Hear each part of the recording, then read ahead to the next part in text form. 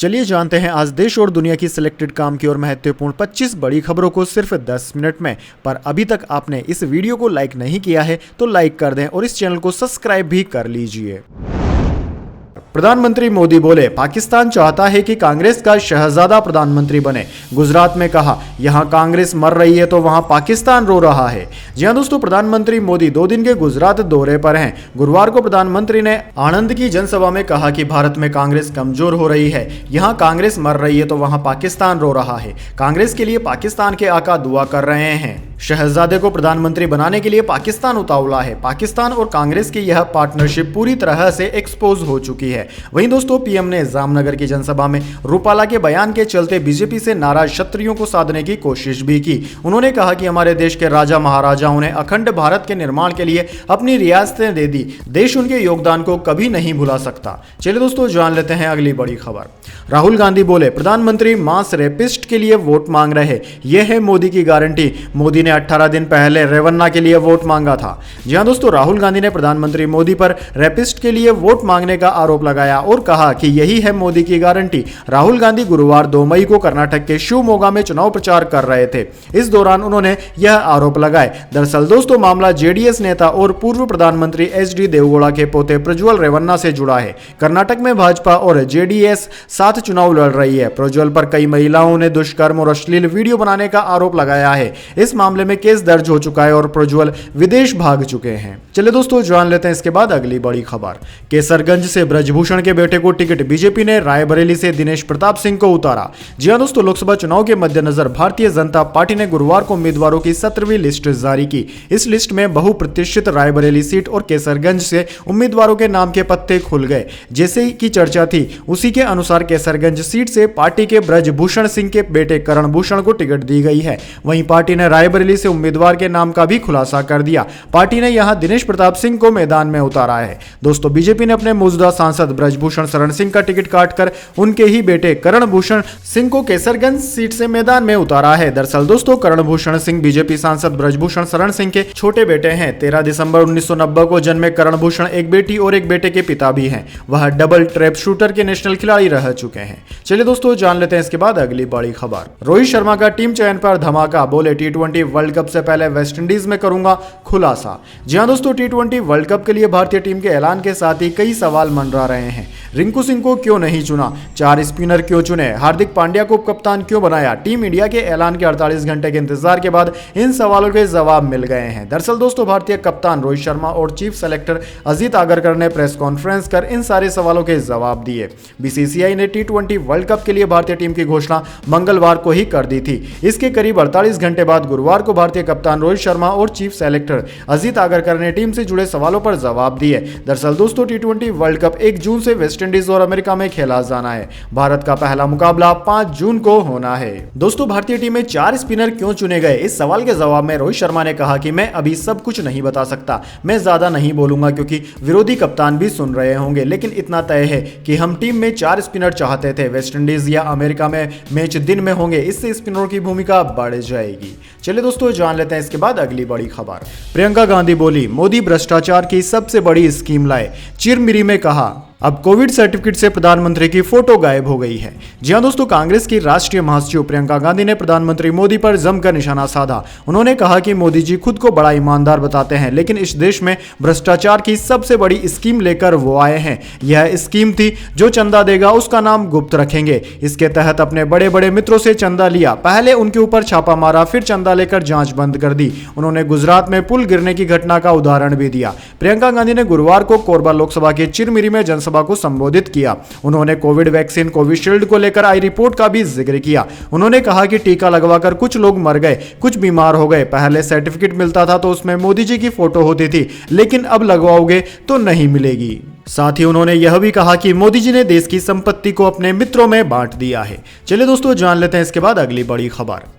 UN में भारत बोला, Israeli बंधकों को रिहा करे हमास, आतंकवाद को सही नहीं ठहरा सकते, आजाद फिलिस्तीन देश की मांग का समर्थन किया। जी हां दोस्तों, भारत ने इजराइल हमास संघर्ष के बीच संयुक्त राष्ट्र यानी कि यूनाइटेड नेशंस में फिलिस्तीन के 2 स्टेट सॉल्यूशन की मांग का समर्थन किया। यूएन में भारत की स्थायी प्रतिनिधि रुचिरा कंबोज ने कहा कि भारत इजराइल और फिलिस्तीन के बीच 2 स्टेट सॉल्यूशन का समर्थन करने के लिए प्रतिबद्ध है, जहां फिलिस्तीन के लोग अपने देश में सुरक्षित रह सकें। चलिए दोस्तों, जान लेते हैं इसके बाद अगली बड़ी खबर।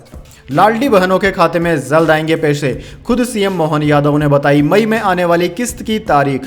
जी हां दोस्तों, मध्य प्रदेश में लाडली बहनों के लिए बड़ी खुशखबरी है। दरअसल दोस्तों, अब सरकार की ओर से तय तारीख से एक दिन पहले यानी कि 4 मई को ही खाते में पैसे आ जाएंगे। इससे पहले 5 मई के दिन राशि खातों में आनी थी। खुद मुख्यमंत्री मोहन यादव ने एक चुनावी सभा के दौरान यह जानकारी दी। मुख्यमंत्री डॉक्टर मोहन यादव ने गुरुवार को प्रदेश के आगर में चुनावी सभा को संबोधित करते हुए कहा कि 4 तारीख को लाडली बहनों के खाते में पैसे आएंगे। लाडली बहनों ने मुझे बहुत सारी मालाएं पहनाई। बहनों आप चिंता मत करना, कहने के लिए मैंने 5 मई तारीख बोली है, लेकिन 5 मई को रविवार है तो एक दिन पहले यानी कि 4 मई को ही लाडली बहना योजना के 1250 रुपए आपके खाते में आ जाएंगे। चलिए दोस्तों, जान लेते हैं इसके बाद अगली बड़ी खबर। बाइडेन बोले चीन और भारत प्रवासियों से नफरत करने वाले, इसलिए उनका आर्थिक विकास धीमा। चुनावी कैंपेन में कहा प्रवासियों ने अमेरिका को मजबूत बनाया।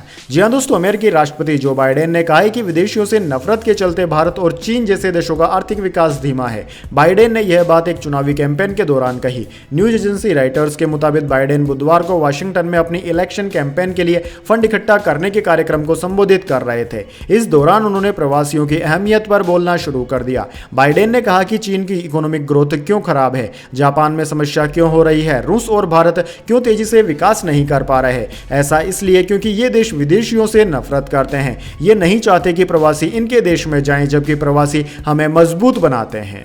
चलिए दोस्तों, जान लेते हैं इसके बाद अगली बड़ी खबर। खड़गे का मोदी को लेटर, मैनिफेस्टो पर डिबेट की चुनौती। कांग्रेस अध्यक्ष बोले लोग आपको सांप्रदायिक भाषण देने वाले प्रधानमंत्री के रूप में याद करेंगे। जी हां दोस्तों, कांग्रेस अध्यक्ष मल्लिकार्जुन खड़गे ने लगातार दूसरे दिन गुरुवार को प्रधानमंत्री मोदी को लेटर लिखा। खड़गे ने 2 मई को लिखे लेटर में प्रधानमंत्री मोदी को कांग्रेस और भाजपा के चुनावी मैनिफेस्टो पर डिबेट की चुनौती दी है। खड़गे ने लेटर में लिखा, आपने एनडीए के सभी उम्मीदवारों को पत्र लिखकर बताया है कि उन्हें वोटरों से क्या बात करनी है। चिट्ठी के लहजे से क्या लगता है कि आप में बहुत हताशा और चिंता है। यह आपको ऐसी भाषा का इस्तेमाल करने के लिए प्रेरित कर रही है जो प्रधानमंत्री पद को शोभा नहीं देती है। खड़गे ने 3 पन्नों के लेटर में कहा कि चुनाव के बाद लोग आपको एक ऐसे प्रधानमंत्री के रूप में याद करेंगे जो हार से बचने के लिए झूठ से भरे सांप्रदायिक भाषण देते थे। बेहतर होगा कि नफरत भरे भाषण देने के बजाय आप पिछले 10 सालों में अपनी सरकार के काम पर वोट मांगे। चलिए दोस्तों, जान लेते हैं इसके बाद अगली बड़ी खबर। यौन शोषण के आरोपी ब्रजभूषण के बदले बेटे को भाजपा ने कैंडिडेट बनाया। पहलवान साक्षी मलिक बोली बेटा डमी, सत्ता ब्रजभूषण के पास है। जी हां दोस्तों, महिला पहलवानों से यौन शोषण के आरोपी ब्रजभूषण शरण सिंह का टिकट भाजपा ने काट दिया। हालांकि उनके छोटे बेटे करणभूषण को भाजपा ने उनकी सीट केसरगंज से टिकट दे दिया है। भाजपा ने गुरुवार शाम को इसकी घोषणा भी कर दी। करणभूषण यूपी कुश्ती संघ के अध्यक्ष हैं। वह भारतीय कुश्ती संघ के उपाध्यक्ष भी थे, लेकिन पिता के अध्यक्ष पद से इस्तीफा देने के बाद उन्होंने भी पद छोड़ दिया था। केसरगंज में 3 मई को नामांकन की आखिरी तारीख है। शुक्रवार को करण नामांकन करेंगे। करण सिंह के प्रतिनिधि जगन्नाथ तिवारी ने गुरुवार को केसरगंज से नामांकन के 4 सेट खरीदे। चलिए दोस्तों, जान लेते हैं इसके बाद अगली बड़ी खबर। राहुल गांधी का अमेठी से चुनाव लड़ना लगभग तय। राहुल के नाम से ऑनलाइन नामांकन फॉर्म खरीदा गया। कल नॉमिनेशन की आखिरी तारीख। जी हां दोस्तों, अमेठी से राहुल गांधी का चुनाव लड़ना लगभग तय है। सूत्रों के हवाले से यह खबर है कि राहुल गांधी के नाम से अमेठी से ऑनलाइन नामांकन फॉर्म खरीदा गया है। वह कल नामांकन कर सकते हैं। गुरुवार सुबह को अमेठी पहुंचे सोनिया गांधी के प्रतिनिधि किशोरी लाल शर्मा ने कहा कि गांधी परिवार का सदस्य ही चुनाव लड़ेगा। जब उनसे पूछा गया कि क्या राहुल गांधी लड़ेंगे, उन्होंने कहा कि सारी तैयारियां उनके लिए ही है, किसी दूसरे व्यक्ति के लिए नहीं। गुरुवार को गांधी परिवार के नामांकन का काम देखने वाले वकील केसी कौशिक पहले रायबरेली और फिर अमेठी पहुंचे। ऐसे में कयास यह भी है कि प्रियंका गांधी रायबरेली से चुनाव लड़ सकती हैं। वहीं भाजपा ने रायबरेली से योगी सरकार में मंत्री दिनेश प्रताप सिंह को टिकट दे दिया है। वे 2019 में सोनिया गांधी के खिलाफ चुनाव लड़े थे। चलिए दोस्तों, जान लेते हैं इसके बाद अगली बड़ी खबर। दोपहर 11 से 3 बजे घर से बाहर न निकले, गर्मी का ऐसा कहर, बंद करने पड़े स्कूल और कॉलेज। जी हां दोस्तों, केरल के मुख्यमंत्री पिनराई विजयन ने बृहस्पतिवार को बैठक कर राज्य में भीषण गर्मी पड़ने की आशंकाओं की समीक्षा की और 6 मई तक शैक्षणिक संस्थान बंद रखने समेत कई निर्देश जारी किए हैं। दरअसल दोस्तों, एक आधिकारिक बयान के अनुसार राज्य आपदा प्रबंधन प्राधिकरण की ऑनलाइन बैठक में मुख्यमंत्री ने मानसून के संबंध में भी निर्देश जारी किए। बैठक में जिला अधिकारियों ने हिस्सा लिया। भारत मौसम विज्ञान विभाग ने भीषण गर्मी की आशंका के चलते राज्य के अलपुंजा, पलक्कड़, त्रिशूर और कोझिकोड जिलों के लिए येलो अलर्ट जारी किया है, जबकि बाद में विजयन ने लोगों से बृहस्पतिवार और शुक्रवार को दोपहर 11 बजे से लगभग 3 बजे के बीच धूप में अधिक समय तक नहीं रहने से बचने का आग्रह किया है।